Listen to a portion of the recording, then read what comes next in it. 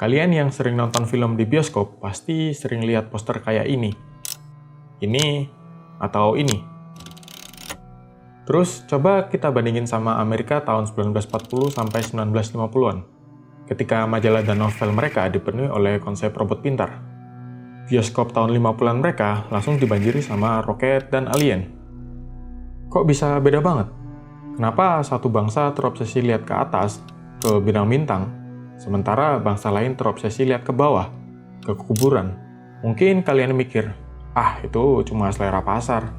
Orang Indonesia emang sukanya ditakut-takutin. Tahan dulu jatannya. Riset menunjukkan kalau tren film itu bukan kebetulan. Dominasi satu genre itu sebenarnya adalah gejala dari kecemasan kolektif yang kita nggak sadari. Indonesia cemas. Kita akan lihat gimana Amerika memakai sci-fi buat ngelawan ketakutan akan masa depan. Dan gimana kita memakai horor buat ngelawan ketakutan akan kemiskinan. Sebelum kita motong dagingnya, kita perlu senjata dulu. Admin mau pinjam kacamata dari seorang sosiolog Jerman. Bapak ini, namanya Siegfried Kracauer. Nah, itu dia. Di bukunya yang berjudul From Caligari to Hitler, dia nulis satu kalimat yang ikonik banget. Film dari satu bangsa itu mencerminkan mentalitasnya secara lebih jujur daripada seni lainnya. Kenapa bisa gitu?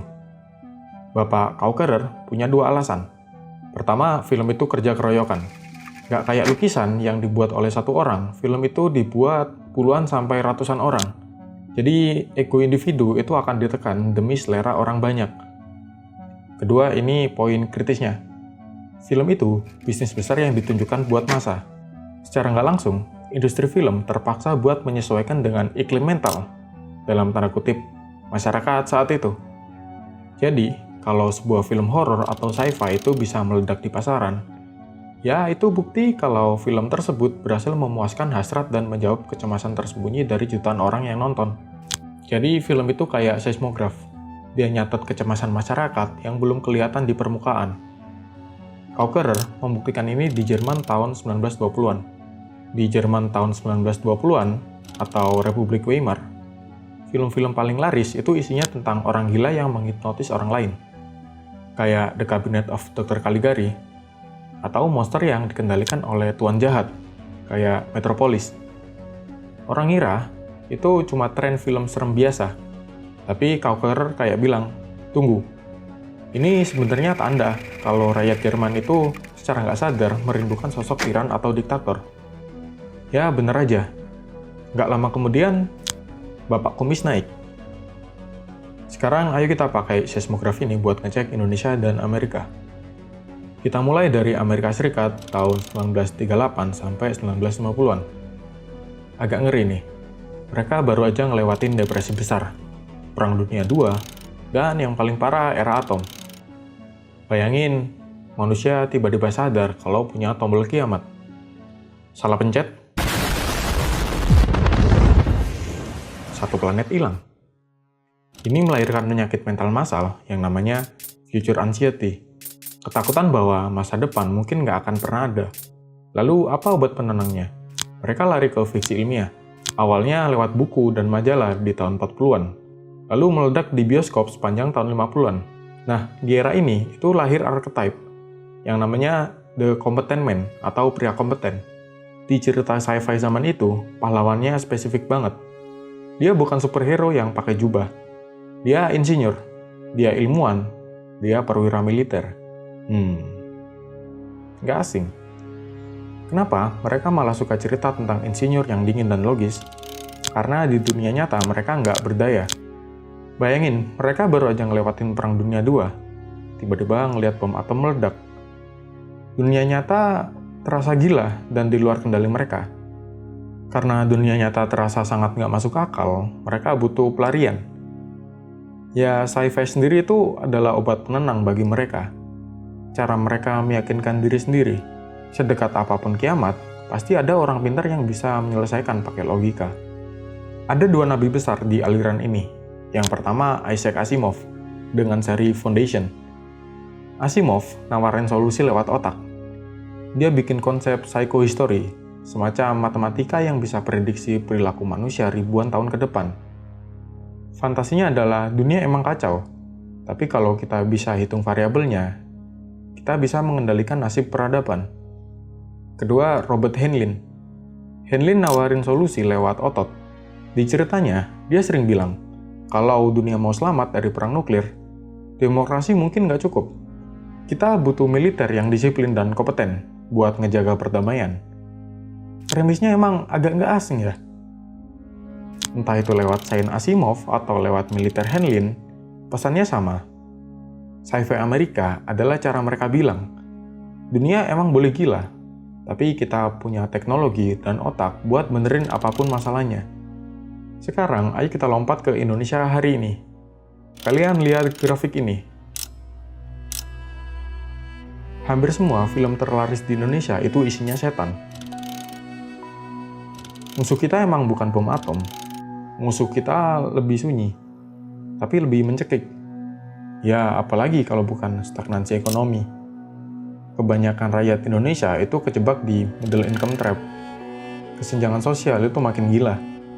Yang kaya makin kaya, yang miskin, ya gitu deh. Di tengah himpitan ekonomi ini, hantu kita berevolusi. Coba kalian perhatiin deh. Hantunya itu hampir selalu berkaitan sama pesugihan, dosa masa lalu, azab, ataupun karma. Ini adalah cerminan dari economic anxiety dalam sosiologi. Narasi pesugihan itu sebenarnya kritik terhadap kapitalisme yang nggak adil ke semua masyarakat. Di negara kita, mobilitas sosial itu macet. Kalau ada tetangga kalian yang kerjanya biasa-biasa aja, tapi tiba-tiba dia bisa beli mobil baru, otak bawah sadar kalian pasti curiga. Pasti melihara tuyul itu. Dan disinilah masuk konsep ekonomi yang namanya zero sum game. Artinya, keuntungan satu orang pasti berasal dari kerugian orang lain. Ibarat ada satu loyang kue. Kalau admin serakah ngambil 5 potong, kalian otomatis cuma kebagian 3. Logika pesugihan film horor kita itu pakai logika zero sum game yang lebih ekstrim. Kalian cuma bisa kaya raya dengan cara ngambil nyawa orang lain. Ya, dijadiin tumbal. Satu nyawa itu ditukar dengan kemapanan. Ya, ini mencerminkan kecemasan kita terhadap perebutan sumber daya yang terbatas di negara berkembang. Karena kecurigaan inilah film horor kita ciptain stigma yang sangat unik. Beda banget sama American Dream Hollywood di mana orang kaya itu digambarkan sebagai pahlawan, orang pintar, atau kerja keras. Di horor Indonesia, kekayaan instan itu adalah tanda dosa. Kalian bisa lihat ini di film kayak Pengabdi Setan. Gimana sebuah keluarga malah hancur berantakan karena kontrak masa lalu orang tua mereka. Ya, apalagi kalau bukan demi mendapatkan kemapanan ekonomi. Hantu-hantu di film kita itu bukan monster yang kebetulan lewat. Mereka kebanyakan pakai konsep debt collector yang datang buat ngambil kembali apa yang udah dipinjam secara nggak sah sama manusia. Dan puncaknya ada di tren film horor kayak Siksa Kubur. Ini levelnya udah pasrah total.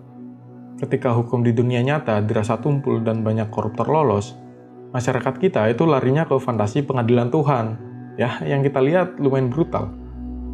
Kita nggak lagi mikir gimana cara benerin negara, kayak fiksi Amerika yang benerin dunia. Tapi kita mikirnya gimana biar kita nggak disiksa di akhirat nanti. Kalau narasi sci-fi Amerika itu bilang, kita bisa perbaikin ini. Narasi di horor Indonesia itu bilang kayak, kita harus bayar dosa ini. Kita merasa punya hutang. Entah hutang ekonomi atau hutang dosa leluhur. Yang harus dilunasin pakai darah. Kalau kita bandingin head to head, perbandingannya itu jadi agak mind-blowing. Pertama, soal waktu. Sci-fi Amerika itu proyektif. Mereka lihat ke depan. Masa depan adalah tempat solusi berada. Horor Indonesia itu reflektif. Kita melihat ke belakang. Masa lalu dan dosa lama adalah sumber masalahnya. Di film Amerika, manusianya itu coba sebisa mungkin untuk mencari solusi. Mereka coba ngontrol atom, mereka coba ngontrol peradaban, bahkan mereka mencoba menjadi Tuhan.